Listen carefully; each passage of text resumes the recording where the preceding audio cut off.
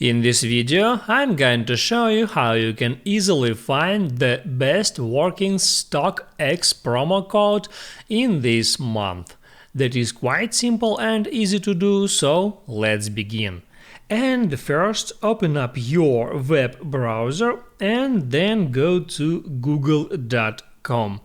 Here in the search bar, enter StockX promo code and hit on search. It will show you different websites that contains promo codes, and you can open up any of them to see the promo codes. Here I got a lot of different promo codes. I can scroll down to check them all, but usually the best offers are on the first position. So here at the top position I got $20 off promo code for StockX.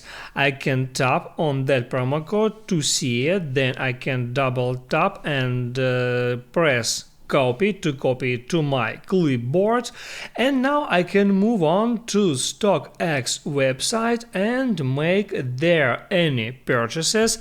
And once you are ready to pay the money, just don't forget to enter that promo code here and double check if that promo code is applied.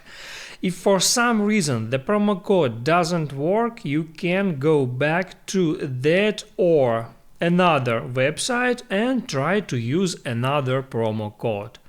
That's it. If this video helped you out, don't forget to like and subscribe.